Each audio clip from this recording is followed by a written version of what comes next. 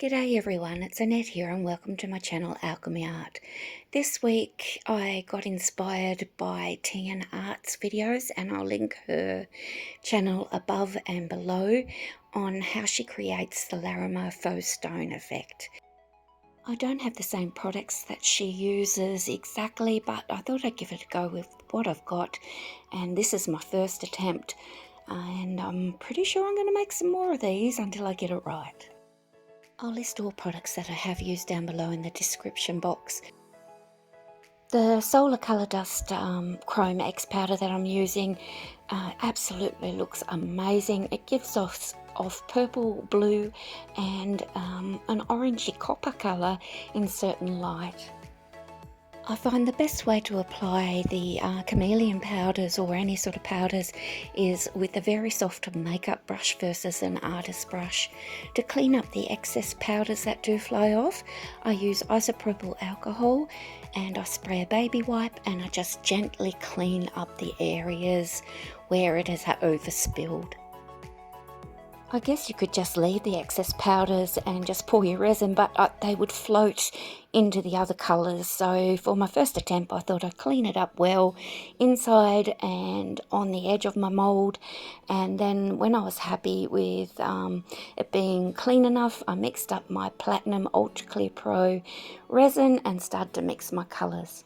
My first colour I used was Cast and Craft Opaque White Pigment. I knew from watching Tian Art's videos that the white had to be translucent, not so opaque that you can't see the stick through. So I started with 2 drops and it was still too transparent, so I added 2 more drops.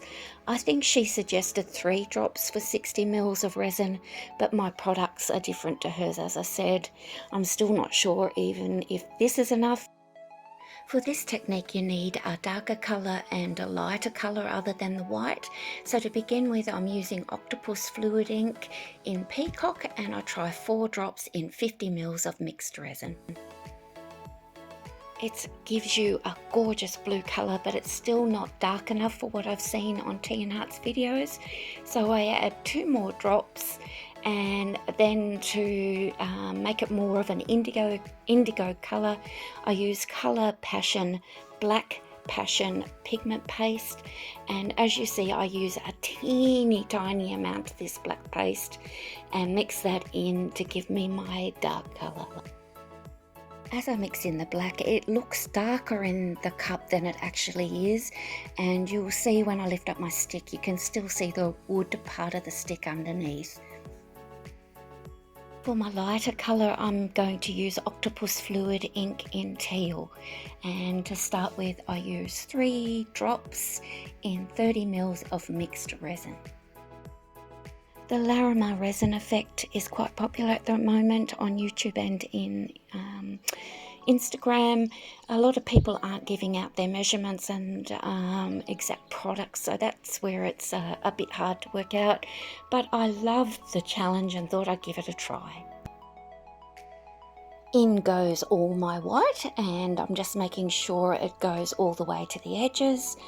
Then is my darker colour, my blue-black, and it's really just a dump straight into the middle with your mixed colour. My third one is my teal colour, again straight into the middle. The last step was to pour in some clear resin into the middle. I had about 10-15 mils clear, but it was here that I realised that I actually didn't have enough resin mixed up to fill this mould, and I used maybe 30 mils instead, and this is going to affect the outcome, and at this stage I don't think this is going to work at all. Reminder that heat can affect your silicone mould, so keep your flame away from the edges of your mould. I've put a time lapse on over an hour period, and then in my editing program I've sped that up by 8, but you can see how the resin continues to move after it's been poured in. After that hour I tried to put in some sort of holographic flakes into the centre. I'd used a lot more clear than I'd seen Tian Art use, and I thought it might fill it in, but blow me down, it's already started to cure in the middle, and I could not push a lot of this flaking down. So in the end, I waited for that layer to fully cure, and then I've backfilled the rest of my mould with clear and put some holographic glitter into the centre to cover up that area. The mould I'm using is a crystal edge mould, and I bought it from a seller in Etsy. I'll link her store down below in the description box. Now I've had to backfill this to fill it, as I said, and I've used the holographic glitter in the middle. I know this mould holds about 240 mils of mixed resin. My backfill clear resin is Just Resin's Diamond Coat, and at the centre area there I've used Larimar holographic silver glitter as well. As I said, the first layer I did, I've used too much clear resin into the middle, so I'm hoping this will shine through and cover that up a bit. I also used this little mould here for any excess resin I had, and I filled that as well. So now this is all cured, it's time for demoulding. As this is my first attempt at the Larimar faux stone effect, I don't think it's quite worked as well as Tea & Arts, but it's a learning curve, and I'm going to keep giving this a try regardless of the results. So here it is out of the mould, and oh my gosh, look at that gorgeous edge with the Chroma X Regency powder. Absolutely beautiful. Oh my goodness, it sort of has worked on the edge. That's the effect that Tea & Art has, but I think because I had to use so much clear in the middle to even half fill my mould, I haven't got the effect on the edge coming all the way into the centre. And I've just put it on a white background so you can have a look at that. Yeah, it's partially occurred, and I know I'm heading in the right direction.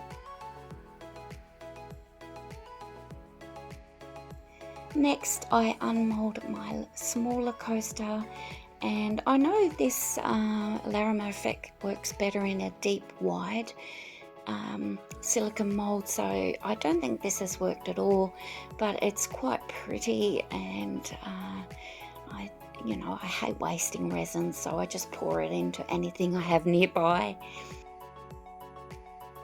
The glitter silvery edge on this one was from leftover mixture that I used when I did my sea-themed wall hangings that I'll link above as well. I'll just put them side by side so you can see the difference between using a larger mould and a smaller one, even though they had the same resin mixture in them. So it definitely works better with a larger mould, that's for sure. And I can't wait to give this another try and adjust my mixtures a little bit. Before I go, thank you so much to my subscribers who have subscribed in the past. Also, thank you to my new subscribers. If you're new to my channel, please consider liking and sharing my videos, and also subscribing. It does help my channel out immensely, and it gets what I do out for others to view and learn from. But for today, I just want to say thank you for watching, everyone, and I hope you all have a wonderful day.